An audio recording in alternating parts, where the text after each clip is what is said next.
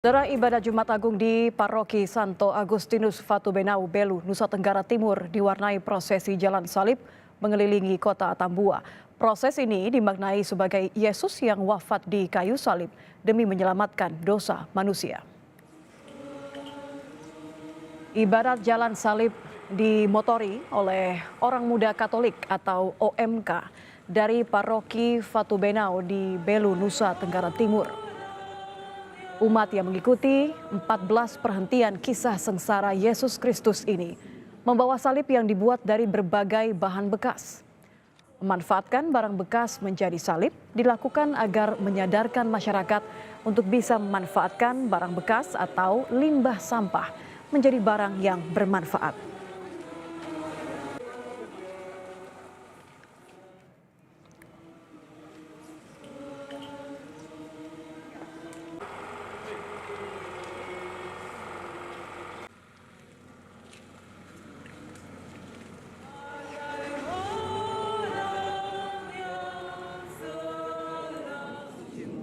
Untuk mengetahui perayaan Jumat Agung di sejumlah gereja sudah bergabung bersama kami, jurnalis Kompas TV, ada Francisco Donasiano di Gereja Katedral Jakarta dan juga Niputu Trisnanda di GPIB Immanuel Jakarta.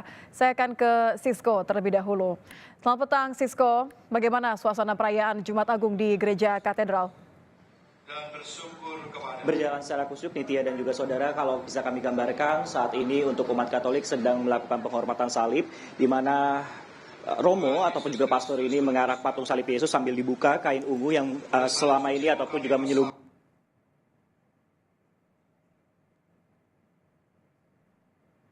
jumlah umat ini terpakai 1 jam sebelum jadwal kedua dari perayaan misa di Gereja Katedral Jakarta yang mulai pada pukul 3 sore nanti.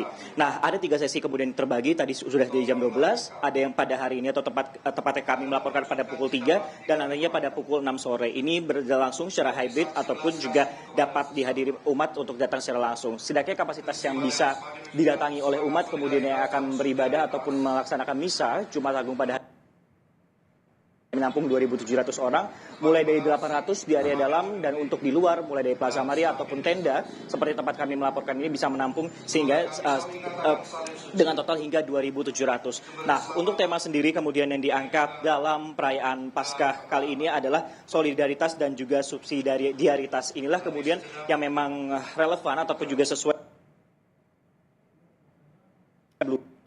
tahun pertama yang kemartabatan manusia dan untuk tahun kedua merujuk pada kebaikan dan kesejahteraan. Banyak sendiri, pastor parokinya sendiri mengatakannya itu romohani adalah bagaimana untuk kasih sempurna wujudnya ampunan dari kisah.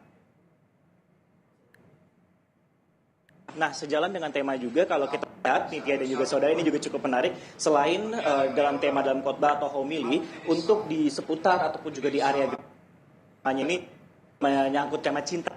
Baik. Memang yang didominasi adalah unsur Betawi dan juga dengan unsur Kalimantan Timur, sehingga memang kami nantikan bagaimana perayaan misa pada Trihari Suci berjalan lancar dan juga pihak kepolisian juga cukup melakukan penjagaan di sekitar area ini, kenyamanan dan juga kondusivitas. Nitya. Lancar dan membawa berkat. Terima kasih Francisco Donasiano di Gereja Katedral Jakarta. Saya akan beralih ke Putu.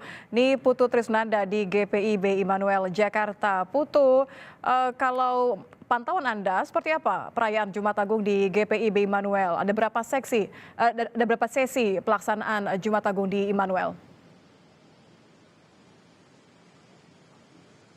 Ya, selamat petang Nitya dan juga saudara. Kalau bicara bagaimana situasinya, tentu ini dilewati dengan sangat hikmat. Karena kalau tadi saya sempat memantau begitu ya, salah satu prosesi ataupun juga misa yang tengah dilakukan dengan agenda sakramen atau melakukan sakramen perjamuan kudus di ibadah ketiga pada hari ini, berarti dengan menggunakan bahasa Inggris. Ini sangat hikmat sekali bagaimana kemudian jemaat ataupun juga umat yang hadir pada hari ini mengikuti prosesi dengan sangat hikmat, kemudian juga menyampaikan doa-doa dan juga puja-puji terkait dengan Trihari Suci. Kalau kita bicara soal Trihari Suci, ini pasti berkenaan dengan bagaimana kemudian umat Kristen dan juga Katolik ini mengenang prosesi kematian, kebangkitan, dan juga Paskah dari Yesus Kristus.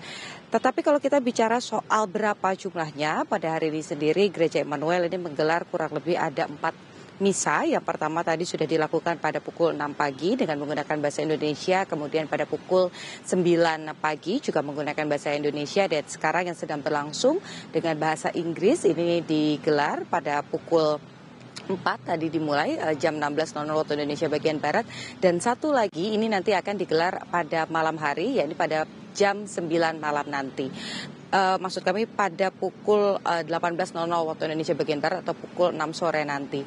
Kalau kita lihat bagaimana kemudian jalannya prosesi atau perayaan Trihari Suci sendiri dari segi umat ataupun jemaat, tentu saja ini sudah pasti akan datang dengan hikmat dan juga berharap situasi dan kondisi ini bisa kondusif, sehingga tadi saya lihat juga ada beberapa keamanan baik itu dari unsur TNI ataupun juga Polri yang berjaga di sekitar area gereja untuk menjaga keamanan selama proses ataupun juga perayaan rangkaian Trihari Suci sampai dengan perayaan Paskah pada minggu nanti. Dan salah satunya tamu yang juga nanti akan hadir adalah Menteri Koordinator Bidang Politik, Hukum, dan Keamanan Hadi Cahyanto, yang juga nanti diinformasikan atau dijadwalkan akan tiba di Gereja Immanuel sekitar pukul 17:15 waktu Indonesia bagian Barat.